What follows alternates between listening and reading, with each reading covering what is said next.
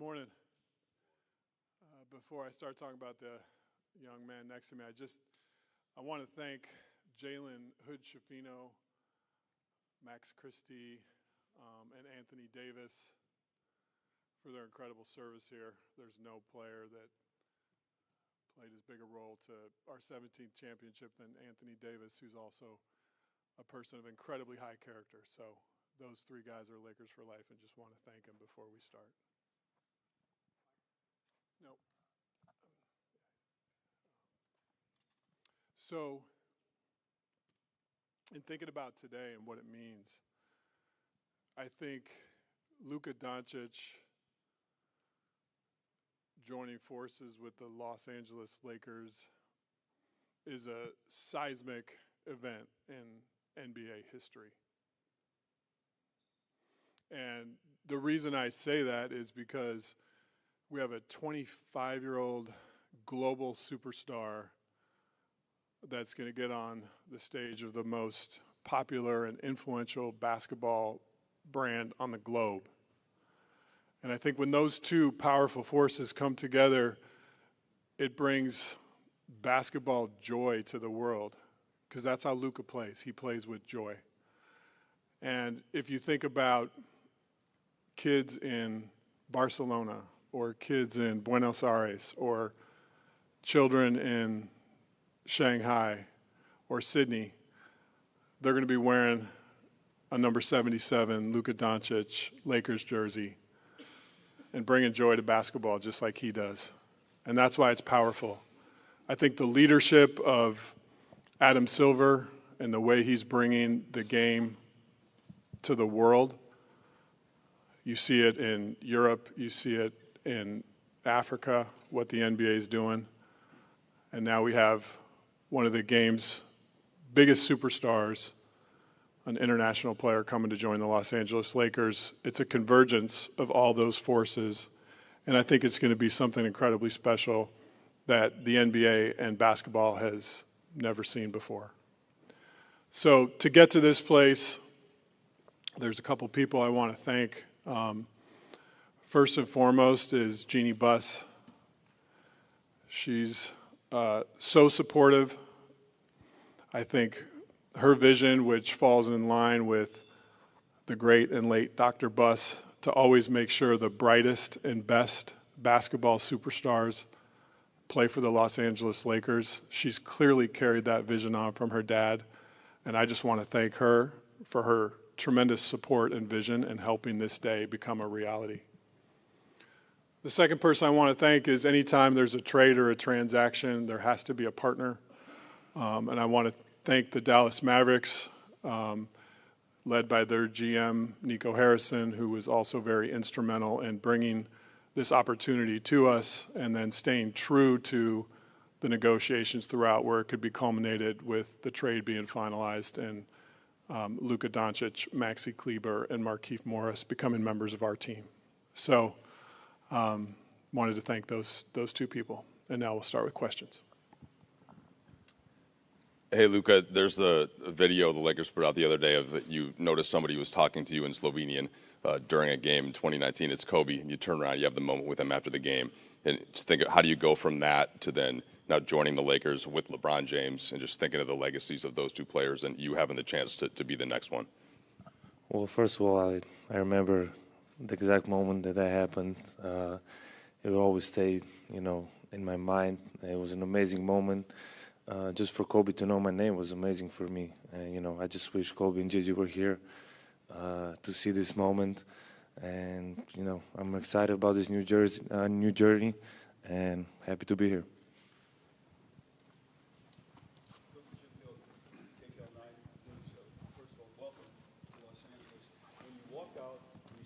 All of us here standing here waiting for you to come.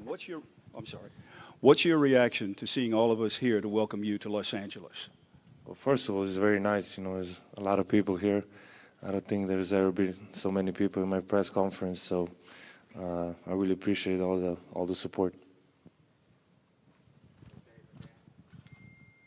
Luka, welcome to Los Angeles. I'm curious, what's your reaction been the last 48 hours to some of the comments coming from Dallas on your way out the door, to join the Lakers? I'm just excited, to be here to start this new journey, and obviously, at some point I knew this was going to happen. But I would say I always take the high road. I had my amazing moments in Dallas with all my teammates, coaches, and the most importantly, the fans. They always supported me, and it was an amazing journey. Hey, Luka, Dan Wicke with the LA Times. Welcome to LA. You, in a podcast with JJ years ago, said that the one NBA player that you watched was LeBron James.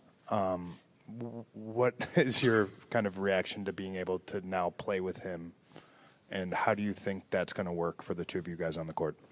It's just like a dream come true, I always look up to him.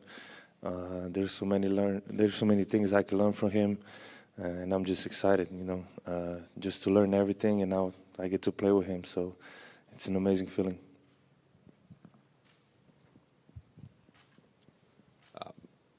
Zdravo, Luka. Jovan Buha with The Athletic. Just kind of following up on that, how do you see you and LeBron specifically, just the two-man game between you? You both can screen for each other, hit guys out of the short roll, create playmaking opportunities. Just how you guys both see the game. Very few can see it that way. Like, how do you see that fit from a passing, playmaking, and just two-man game perspective? Yeah, I think we both make our teammates better. I think our IQ is very high, so I think that's going to help everybody. But obviously, I really haven't think about basketball much these days. But I'm just excited to work with him. I work every day here, so every day that goes by is going to be better. Luka, Kobe Price, SoCal News Group. Welcome to LA. Got one for both you guys. First for you, Luka. I think you even wrote in a social media post that you thought that Dallas is going to be a place that you're looking forward to win championships, staying for your career. Emotionally, what have the past 48 to 60 hours been for you in coming to LA? Well, it was hard first. That first day was really hard. I felt like this last 48 hours was 1 month. Like 2 days ago was 1 month ago. So emotionally it was really hard. But every day that like today was much better. I'm just very happy to be here for this opportunity. It's the Lakers. It's one of the best clubs in history. So I'm excited to be here. And for Rob, Nico was speaking with reporters, I believe on Sunday after the trade. He praised you specifically for, keeping the negotiations between you two up until I imagine the final moments. At what point did you, introduce this trade idea to Jeannie, and what was her initial reaction when you told her about it? Yeah, so this all started with the coffee in Dallas where Nico approached us with the concept, and because there was a partnership and a history of travel in the world between Nico and myself working around Kobe Bryant, there was a fabric of trust in the discussions. And these type of deals are incredibly intricate and complicated. And along the way, we knew there would be 248 insurmountable snags to get to the end, and there were. And so over the course of 3 weeks, call it, an issue would come up, and we'd think there was no way to climb the mountain, and we'd figure out a way. Then the next issue would come up, and you just keep going, and you stay committed to the work. You stay committed to trying to get the deal done in a partnership sense. I think a lot of people talk about negotiations in terms of who won and who lost. I try to approach a negotiation in the sense of how do we build a partnership where we can get to the end? And I think that was the lens that we worked and the premise we worked under. And when the concept was initially introduced to us, it was, hey, the only way we can even have these discussions was if it's between owner and GMs. And there was a commitment to that. And if we broke that commitment by talking to anyone else, this day would never happen. So I think trust was at the center of all those discussions. And I called Jeannie after the coffee in Dallas and brought her in immediately, as I do with everything. Her and I have a really strong working relationship, and the fabric of that is that we share things in real time. And she was extraordinarily excited and hopeful that we could get to the end, which we were able to do. Hey, Luka and Rob, Melissa Rowland, Fox Sports. Over here. I have a question for both of you guys. Obviously, from the league's biggest superstars to fans, people were shocked that the Mavericks were willing to deal a 25-year-old superstar in his prime who has another 10 years at least ahead of him. What was both of your guys's, I guess, Rob, what was your level of shock that this was even on the table? And Luka, what was your level of shock that the Mavs were willing to deal you? I try to take everything in stride. I think, you know, it's interesting if all of us watch Luka play. He has a combination of basketball joy and killer instinct, which is really rare. That was number 8, number 24. And I think learning lessons from that mentality are to stay in the moment. And so I don't think of it in terms of shock, surprise. I think of it in, okay, this is coming at me. It's like a game. You know, maybe a blitz is coming at Luka. He's not going to be shocked. He's going to stay in the moment, figure out the read, and make the play. And so when the opportunity came to me, that was sort of my mindset, is to, okay, this is coming. This is a concept that came to me. Now, how do I process this mentally to get the deal completed? And right away, when it was brought up at the coffee, my mind started churning. There were so many complicated things. We have the Mavericks are hard capped at the first apron. You know, the Lakers are up against the second apron. There's trade kickers. There's going to be a third team that's going to have. So my gears were turning about the deal the same way his basketball mind is processing a play. And so I just tried to live in the moment, and I tried to carry that with me for 3 or 4 weeks as this was unfolding. And by staying in the moment, I think it helped us get to the end. I mean, everybody was surprised, so you can imagine how surprised I was. I was almost asleep, so when I got a call, I had to check it was April 1st. I didn't really believe it at first, and it was a bit shock. It was hard moments for me. It was home, so it was really hard moments for me, especially the first day. But as I said, you know, I get to play in the greatest club in the world, and I'm excited for this new journey. Luka, over here on your left, Malika Andrews with ESPN. It's good to see you. Welcome to LA.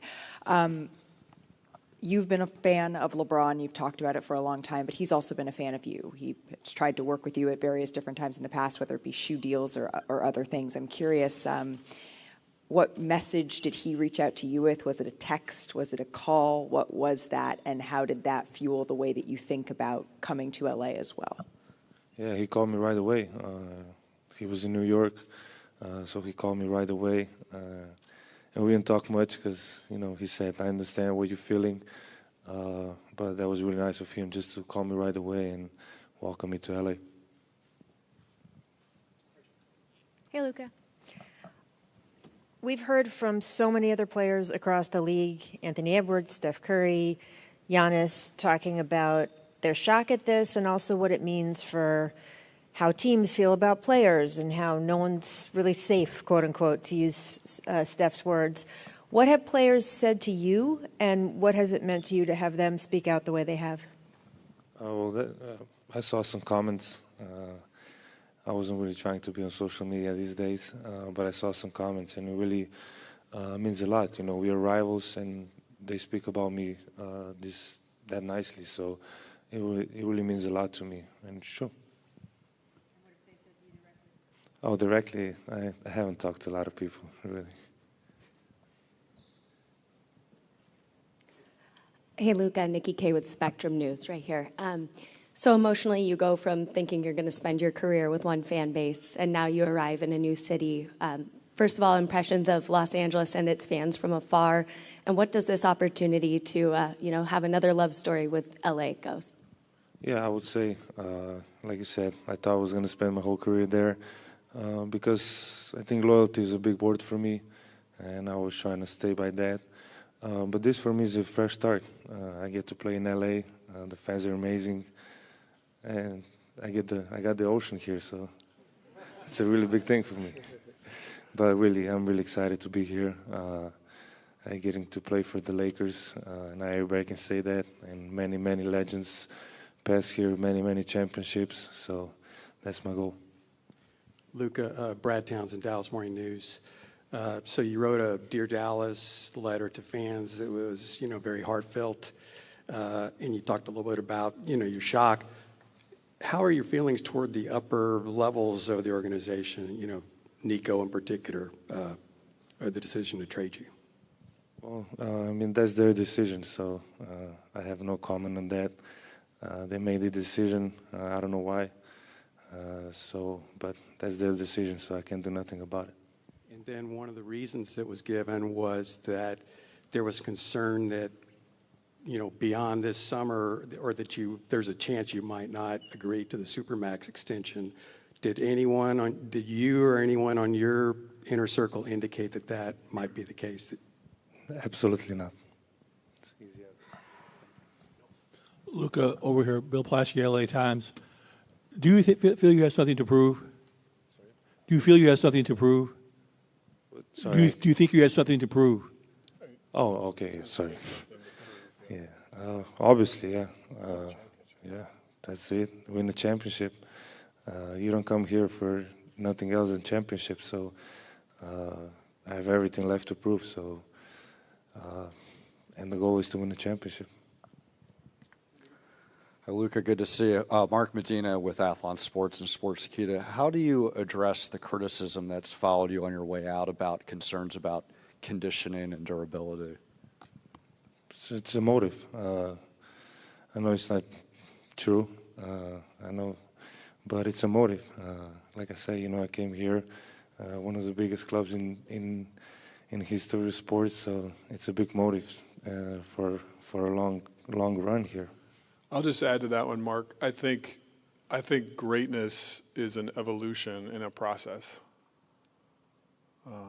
And I think if you're striving for perfection, as we are as an organization or as a player, you're going to have challenges to make yourself better until you don't play anymore. And so I think that's just something to keep in mind. I would assume the question will be forthcoming, when is Luka going to play? I'd rather just take that one head on. Our sports performance department is led by Dr. Leroy Sims. Luka's got trusted sports performance folks that are going to become part of our family in Dr. Sims' circle. And they're working together as we speak about a return to play plan. We have 5-on-5 scheduled tomorrow for Luka, and we're going to take it one day at a time just to make sure that the calf injury is in a good and safe place. So I would truly say at this point he's day to day. We're going to take it one step at a time. But if all those days go well and Luka feels good and confident, he'll be in a game soon. But we're going to partner with him. And I should mention, too, his amazing team who's now part of our family, led by Laura Beth and Bill Duffy and the rest of the folks that are here today. When we make decisions around superstar players, and we partner and collaborate with them, and that'll be our process with Laura Beth and Duff, who are incredible at what they do. Jared Greenberg with TNT. Rob, you stole my question there. I was going to ask Luka, I guess more about that, just hear from you, what this process has been like. You've gone through it now 4 times with this calf. So what have you done to get back on the court? How are you feeling? And how confident are you in that this won't be a reoccurring injury? Well, for the first time, I took my time, get it to heal 100%. Other times I think I just wanted to go back on court playing basketball and not really be healthy 100%. So this time I just took my time, which was normal amount of time to get back to 100%. Luka, David Pingalore, KTLA. Over the last couple of days, I talked about your conditioning, but maybe your lack of defense. What is your commitment to being a better defender? Yeah, I think this year I really stepped it up honestly, and it's just being more active, more vocal, and I think I did a step ahead this year. but I need to do more steps ahead. So that's what I'm planning on. Hey, Rob, just obviously make a blockbuster move like this. What is your balance of thinking long-term with 25-year-old and then also just the short-term, knowing that the deadline's coming up on Thursday, just balancing the long-term vision with the short-term? We know that our roster has continued work to do to become complete. And just to be clear around the vision for our roster, we're going to build a roster that fits J.J. Redick's philosophy, his basketball philosophy. That's something that we believe in, that we support, that we want to lean into. So in terms of roster decisions, J.J. and I collaborate extensively around that and fitting how he wants to play. We know we have a need for a big. The market for bigs right now, leading into the last 2 or 3 days of the trade deadline, is very dry. There's just not a lot available. So maybe we'll be able to do some stuff around the margins. I would say in terms of a big move for that position, it's probably more realistic that that would be something that comes in the offseason. But Luka will be at the center of that as we build for the long term. We want to format a team that fits JJ's coaching style and his strengths and his needs to help us win a championship with the other people that are also on our team right now who are going to be a big part of that winning as well. But your question was about long term, so I'm speaking more to long term. Luka, I know you had about 13 games as a teammate with JJ in Dallas, and just wondered what that was like for you, the relationship that you formed, and then your thoughts about playing for him as a coach. Yeah, I mean, first of all, he couldn't move at all, so it wasn't really. No, but it was a great relationship. I really respect him. You don't see me go on podcast. I went on his podcast twice, so you know how much respect I have for him. So I'm really excited that I can play for him. Rob, good to see you. Along the same lines with the trade deadline and all of that, the window for Luka, 25 years old, coming off a finals appearance last year. LeBron, 22nd season, 40 years old. Like, what's the urgency level to have this team in the immediate future reach championship contender status, and whether that immediate future is between now and Thursday or the offseason going into next year? Just kind of what is the view in terms of the timeline to get this team to be able to contend? The urgency is ever present. From the first day I started taking this job till I sit in the chair right now, there's always an urgency to win championships. That's what the Lakers set out to do. That's the expectations of our fans, and we're going to put in the work to constantly try to do it. At the same time, you have to be realistic, and if there's not a championship big on the market right now, I can't wave a wand and create that opportunity. We'll continue to work and look for areas that we can complete and fill out the roster. But as we saw with this trade, it takes 2 teams. But we'll continue to build. Luka and I spent some time yesterday up in my office just talking about the players on our roster he's played with and kind of what he sees as sort of short-term and long-term needs. And I think we'll continue to have those basketball discussions and get this roster to a championship level. Luka, Mike mentioned J.J. Redick, your former teammate. You've got Maxey and Markieff over there. Dorian Finney-Smith is a player you've spoken very highly about in the past. Greg St. Jean was a coach you've worked with. How is that going to help as you take on this crazy life change, having all these familiar faces be here for that transition?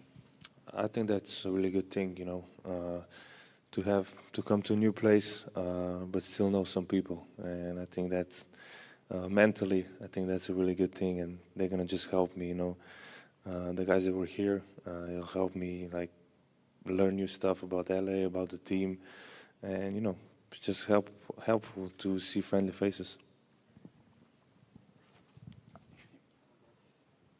Edwin Garcia, Silver Screen and Roll. My question is for Pelinka. Rob, when you're talking about a championship caliber big and aligning with JJ Redick, what do you think the values in that position are required in the modern NBA?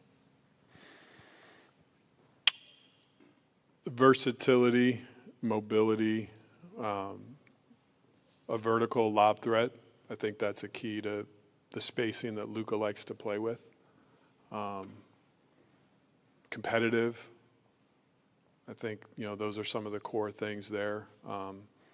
Those players are hard to find, but we'll accomplish the task that's before us. We'll find a way. Rob, over here. As far as just the future and the moves that you're going to be making, designing the roster, or planning, how beneficial and important is it for you just to know you have Luka, you have maybe a decade that you can use as a roadmap in terms of just every decision you're looking to make? It's a gift. We're talking about a 25-year-old that is top 3 player in the universe. I can't think of a more amazing starting point to build a roster for the next decade. And I know he has the drive to win that we have here. Our fans are going to see that every night on the court. I know up here he might seem calm and casual and quiet, but we know the alter ego comes out, and we'll see it at crypto.com soon, and I can't wait for it. Thanks, everyone.